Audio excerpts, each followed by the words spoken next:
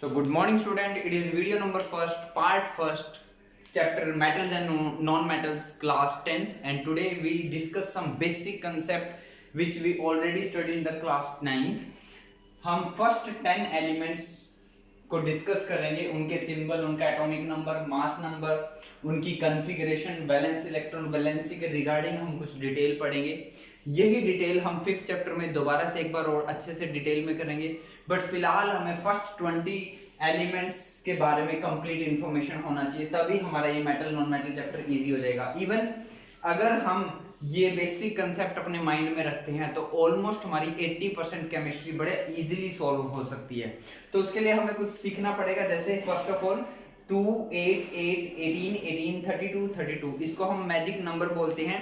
ये क्यों ऐसे ऑर्डर में है, क्यों 2, 8, 8, 18, 18 है, ये भी आपको 5th चैप्टर में दोबारा से बताया जाएगा।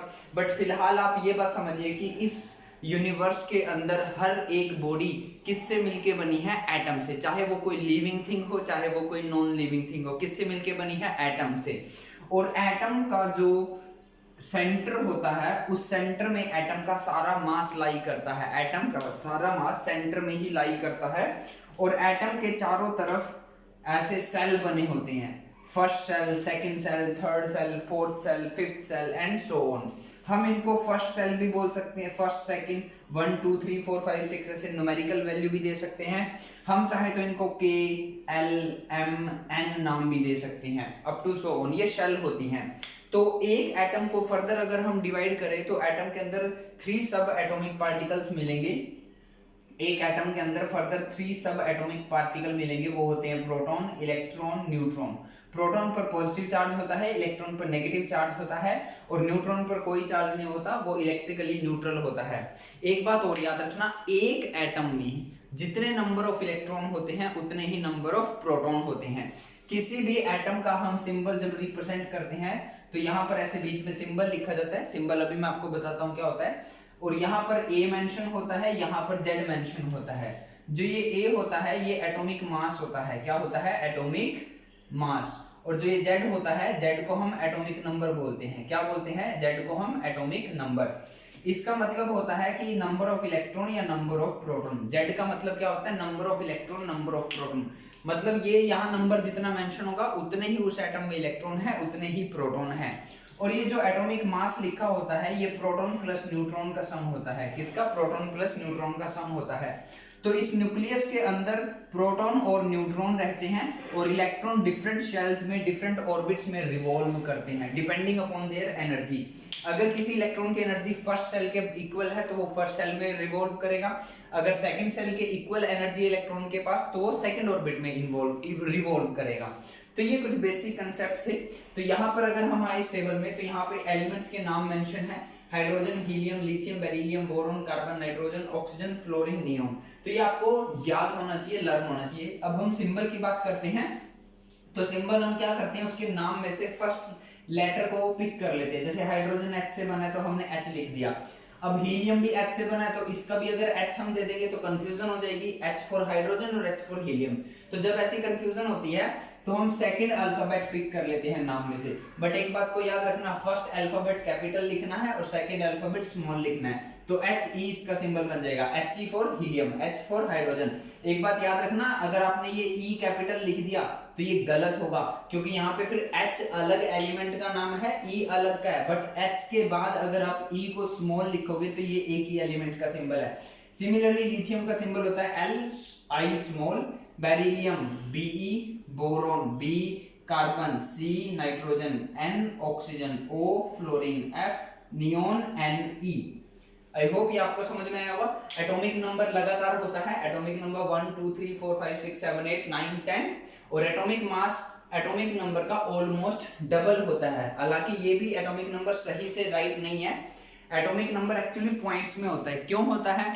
क्योंकि एटम्स के आइसोटोप्स पाए जाते हैं। आइसोटोप्स होता है same atomic number but different mass number, और जो हम मास नंबर कैलकुलेट करते हैं वो सब आइसोटोप्स का एवरेज होता है। तो इसलिए जो आंसर आता है हमेशा पॉइंट्स में आता है, बट हम अप्रोक्सीमेटली उसको डबल ही मानते हैं। कुछ एक आधा एलिमेंट का हम एटॉमिक मास एटॉमिक नंबर से डबल नहीं लेंगे, उनको मैं सर्कल कर दूंगा। जैसे 1 का डबल वैसे तो 2 होना चाहिए था, बट हाइड्रोजन का एटॉमिक मास 1 ही माना जाता है। 2 का हो जाएगा 4, 3 का हो गया 6 होना चाहिए था बट 7, 4 का 8, 5 का 10, 6 का 12, 7 का 14, 8 का 16, 9 का 18 होना चाहिए था बट क्या किया 19, 10 का 20। आप 18 भी लिख सकते हो, नो प्रॉब्लम। आप 6 7 की जगह 6 लिख सकते हो, वो भी प्रॉब्लम, क्योंकि एग्जैक्टली एटॉमिक मास तो 6.9 है। एग्जैक्टली लिथियम का मास डिस्कस करें तो वो 6.9 या 6.8 है, बट हम उसको 7 भी लिख देते हैं, 6 भी लिख सकते हैं। आई होप ये आपको समझ में आ गया होगा। नेक्स्ट आती है इलेक्ट्रॉनिक कन्फिग्रेशन। इलेक्ट्रॉनिक कन्फिग्रेशन हमें ये बताती है कि कौन से शेल में कितने इलेक्ट्रॉन प्रेजेंट हैं। जैसे अभी मैंने बताया था, जो एटॉमिक नंबर होता है उतने ही इलेक्ट्रॉन होते हैं, उतने ही प्रोटॉन होते हैं। अब हाइड्रोजन का एटॉमिक नंबर 1 है, तो इसका मतलब मुझे इसमें कितने इलेक्ट्रॉन फिल करने हैं 1, तो मैं 1 इलेक्ट्रॉन फिल करूंगा, तो फर्स्ट सेल में 1 इलेक्ट्रॉन आ गया 1। दूसरे सेल की जरूरत ही नहीं पड़ी क्योंकि एक ही इलेक्ट्रॉन फिल करना था, पहली सेल में एक ही इलेक्ट्रॉन आ गया। अब हीलियम का एटॉमिक नंबर होता है 2, मतलब हमें कितने इलेक्ट्रॉन फिल करने हैं 2, तो मैं पहले सेल में कितने फिट कर दूंगा 2, क्योंकि ये मैजिक नंबर आपको बताता है कि पहले सेल में आप मैक्सिमम 2 इलेक्ट्रॉन फिल कर सकते हो, मतलब के सेल में। एल सेल में आप 8 इलेक्ट्रॉन मैक्सिमम फिल कर सकते हो, एम सेल में आप मैक्सिमम 8 इलेक्ट्रॉन फिल कर सकते हो, एन शेल में आप मैक्सिमम 18 इलेक्ट्रॉन फिल कर सकते हो। हालांकि ये जो पैटर्न है इलेक्ट्रॉन फिल करने का, ये अप टू 10th क्लास ही ठीक रहेगा। प्लस 1 प्लस 2 में साइंस अगर हम फील्ड चूज करते हैं तो आप देखोगे कि ये कंसेप्ट लाइटर एलिमेंट्स तक ही 20, 24, 23 तक ही एप्लीकेबल होता है। उसके बाद ये रूल गलत हो जाता है, तो इसको हम चेंज कर देंगे बाद में, बट फिलहाल हमारा 10th क्लास में ये बहुत इंपॉर्टेंट है। तो इसमें 2 इलेक्ट्रॉन फिल कर रहे थे, पहले में ही 2 आ गए। अब नेक्स्ट पे आते हैं। नेक्स्ट में लिथियम का एटॉमिक नंबर है 3, तो मुझे 3 इलेक्ट्रॉन फिल करने हैं। तो फर्स्ट में तो मैं 2 ही फिल कर सकता हूं, तो टोटल 3 में से 2 फिल हो गए, एक पेंडिंग है, तो एक एल सेल में आ गया। इसमें मुझे 4 फिल करने हैं, तो 2 2 आ गया। अब दूसरे सेल में मैं 8 इलेक्ट्रॉन फिल कर सकता हूं, तो जब तक 8 नहीं आएंगे तब तक ऐसे ही चलेगा। सो ये आया 2 3, सो ये आया 2 4, सो ये आया 2 5, 2 6, 2 7, 2 8। तो देखो अब जाके ये कंप्लीट हुआ। बात समझ में आई? तो देखो जैसे मैं इसकी बात करता हूं, ये क्या है बोरोन, तो बोरोन का एटॉमिक नंबर क्या होता है 5, मतलब इसमें कितने इलेक्ट्रॉन फिल करने हैं 5। तो मैं 5 कैसे फिल करूंगा? अब मैं पहले में 5 नहीं फिल कर सकता, क्योंकि 5 पहले में मैं मैक्सिमम 2 इलेक्ट्रॉन फिल कर सकता हूं। बचेंगे कितने 5 में से? जब 2 फिल हो गए 3, तो 3 सेकंड सेल में आ जाएंगे। तो ये इलेक्ट्रॉनिक कन्फिग्रेशन होती है, ठीक है। अब वैलेंस इलेक्ट्रॉन क्या होते हैं? The number of electron present in the outermost shell, सबसे बाहर वाले सेल में जितने इलेक्ट्रॉन होते हैं वो उसकी वैलेंसी होती है। जैसे हाइड्रोजन में एक ही सेल है, तो वही बाहर वाला सेल हुआ, वही उसका वैलेंस सेल हुआ, तो उसमें कितने इलेक्ट्रॉन प्रेजेंट है? तो 1। तो वैलेंस इलेक्ट्रॉन कितने हो गए हाइड्रोजन के? 1। इसमें भी एक ही सेल प्रेजेंट है, उसमें 2 इलेक्ट्रॉन है, तो इसके भी वैलेंस इलेक्ट्रॉन हो गए 2। इसके कितने हो गए? 1, इसके 2। देखो बाहर वाले सेल में 3, बाहर वाले सेल में टोटल नहीं, बाहर वाले सेल में 4, 5, 6, 7 एंड 8।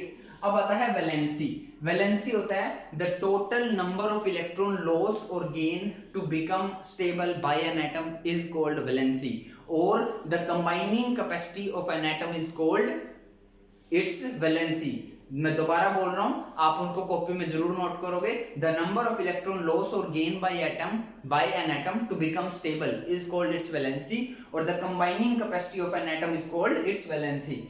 जनरली बच्चों को वैलेंस इलेक्ट्रॉन और वैलेंसी में डिफरेंस नहीं समझ में आता है, ध्यान से समझना है। वैलेंस इलेक्ट्रॉन होता है कि बाहर वाले सेल में कितने इलेक्ट्रॉन प्रेजेंट हैं, और वैलेंसी होता है कि कितने इलेक्ट्रॉन उस एटम को लॉस या गेन करने हैं ताकि वो स्टेबल हो जाए। और स्टेबिलिटी का रूल होता है कि बाहर वाला सेल, वैलेंस सेल, या तो कंप्लीटली फिल्ड हो या कंप्लीटली वेकेंट हो, मतलब या तो पूरी तरह से खाली हो या पूरी तरह से भरा हुआ हो। अब मैक्सिमम, अब मैं इसकी बात करता हूं, तो इसके वैलेंस इलेक्ट्रॉन 1 है, तो इसको 1 से अगर ध्यान से देखो, या तो कंप्लीटली वैकेंट करना है तो इसे 0 करने पड़ेंगे, और कंप्लीटली फिल करना है तो इसको कितने इलेक्ट्रॉन फिल बनाने पड़ेंगे? 8। समझ में आ रहा है? तो 0 करने के लिए 1 को लॉस करना है, और 8 करने के लिए 7 को गेन करना है। हालांकि इसमें फर्स्ट सेल है, और फर्स्ट सेल में मैक्सिमम 2 इलेक्ट्रॉन आ सकते हैं, तो ये 2 करने हैं इसको। तो दोनों काम इसके लिए एक जैसे सही है, एक को लॉस कर ले या एक को गेन कर ले, बट फिर भी ये जो है 1 इलेक्ट्रॉन को लॉस करता है, तो इसलिए इसकी वैलेंसी क्या आई? 1, और वो भी क्या आई? लॉस। बात समझ में आई? अब इसमें देखो, पहले सेल में मैक्सिमम 2 इलेक्ट्रॉन आ सकते थे, और 2 ही इसके पास है, तो यानी ये ऑलरेडी स्टेबल है तो ना ये लॉस करेगा ना ये गेन करेगा। तो ये आ गया मेरे पास स्टेबल का मतलब नो लॉस नो गेन, ये बात याद रखना। क्योंकि देखो फर्स्ट सेल था, अभी मैं जब आएंगे एक केस आएगा वो मैं आपको अभी एक्सप्लेन करता हूँ। अब इसके वैलेंस इलेक्ट्रॉन देखिए कितने हैं 1, तो इसको अपने दूसरे वैलेंस इलेक्ट्रॉन में मैक्सिमम 8 इलेक्ट्रॉन कर सकता है या 0 करने हैं। अब 0 करने के लिए क्या करना होगा, 1 लॉस करना होगा, और 8 करने के लिए 7 गेन करने हैं। तो 7 गेन करना इजी है कि 1 लॉस करना इजी है, 1 को लॉस करना इजी है, तो इसलिए ये 1 इलेक्ट्रॉन को लॉस करेगा। सिमिलरली जब ये वैलेंस इलेक्ट्रॉन 2 होंगे इसके, तो ये 2 से 0 बनाने के लिए क्या करना है, 2 लॉस करने होंगे, और 8 बनाने हैं तो 6 गेन करने होंगे। तो 6 गेन करना इजी है या 2 लॉस करना इजी है, 2 लॉस करना इजी है, तो ये 2 लॉस करेगा। इसी तरह ये 3 लॉस करेगा। अब यहाँ देखो सर, यहाँ पे क्या होगा, यहाँ पे आप कहोगे सर इसके पास भी 2 वैलेंस इलेक्ट्रॉन थे तो इसने तो 2 लॉस किए, और इसके पास भी 2 वैलेंस इलेक्ट्रॉन थे बट ये स्टेबल था। क्यों था, क्योंकि देखो ना ये 2 इलेक्ट्रॉन कौन से सेल में प्रेजेंट है, ये 2 इलेक्ट्रॉन के सेल में प्रेजेंट है, और के सेल में मैक्सिमम 2 इलेक्ट्रॉन ही आ सकते हैं, और 2 ही तो हैं तो ऑलरेडी स्टेबल है। बट ये जो 2 इलेक्ट्रॉन है ये एल सेल में है, और एल में मैक्सिमम 8 इलेक्ट्रॉन आ सकते हैं, तो ये तब स्टेबल होगा जब इसमें 8 आएंगे, और 8 करने के लिए इसको 6 गेन करने होंगे। या एक दूसरा ऑप्शन क्या है कि अपने 2 को ही लॉस कर दे ताकि एल सेल में 0 हो जाए, तो 0 2 लॉस कर देगा। समझ में बात। तो ये 4 वाला है, ये फॉर्मूला आपको मैं बता देता हूं, ये 4 शेयर करेगा, ना लॉस करेगा ना गेन करेगा। कैसे, ये जब हम 4th chapter carbon and its compound discuss करेंगे तो हम उसमें इसको अच्छे से डिस्कस कर पाएंगे, तभी हम इसको समझा पाएंगे। शेयर करेगा, हालांकि आप लॉस भी लिख दोगे तो नो प्रॉब्लम चलेगा। 4 शेयर करेगा। अब इस 5 वाले को देखो ध्यान से, इसके वैलेंस इलेक्ट्रॉन कितने हैं 5। अब इसको 5 से वेकेंट करना है, मतलब 0 करना है, तो क्या करना होगा, 5 लॉस करना होगा, और कंप्लीटली फिल करना है मतलब 8 कंप्लीट करने हैं, तो क्या करना होगा 3 गेन करने होंगे। तो 3 गेन करना इजी है या 5 इलेक्ट्रॉन लॉस करना इजी है, 3 गेन करना इजी है, तो इसलिए इसकी वैलेंसी कितनी आएगी 3 गेन, इसकी वैलेंसी कितनी आएगी 2 गेन, और इसकी वैलेंसी 1 गेन। क्योंकि देखो वैलेंस इलेक्ट्रॉन कितने हैं 7, तो 0 करने हैं तो 7 लॉस करने होंगे, और 8 करने हैं तो 1 इलेक्ट्रॉन गेन करना होगा, तो 1 गेन करना इजी है as compare to 7 electron loss करना, तो इसलिए ये 1 इलेक्ट्रॉन गेन करेगा। और इसको देखो 2 8, पहले सेल में मैक्सिमम 2 इलेक्ट्रॉन आ सकते हैं, और एल सेल में सेकंड सेल में 8 इलेक्ट्रॉन मैक्सिमम आ सकते हैं, 8 ही हैं, तो ऑलरेडी स्टेबल है तो मतलब नो लॉस नो गेन। मैं अगर कंक्लूजन निकालूं, अगर वैलेंस इलेक्ट्रॉन, देखो मैं ये निकालता हूं वैलेंस इलेक्ट्रॉन, और यहां पे लिखता हूं मैं वैलेंसी। अगर वैलेंस इलेक्ट्रॉन 1 2 3 नंबर में से है, अगर वैलेंस इलेक्ट्रॉन या तो 1 है या 2 है या 3 है तो लॉस करेगा। अगर वैलेंस इलेक्ट्रॉन 5 6 7 है तो गेन करेगा, लेकिन 8 में से माइनस करके, मतलब 5 है तो 8 - 5 3 गेन करेगा, 6 है तो 8 - 6 2 गेन करेगा, 7 है तो 8 - 7 1 गेन करेगा। अगर 8 है वैलेंस इलेक्ट्रॉन तो stable means no loss no gain, और 4 है तो शेयर करेगा, 4 है तो शेयर करेगा। तो आज इस वीडियो में हमने फर्स्ट 10 एलिमेंट को डिस्कस किया, फिर हम इसी फर्स्ट वीडियो का सेकंड पार्ट बनाएंगे जिसमें हम नेक्स्ट 10 एलिमेंट को डिस्कस करेंगे। तो आज की इस वीडियो में इतना ही। जल्दी से वीडियो को पॉज करो, स्क्रीनशॉट लो, नोट करो। Thank you.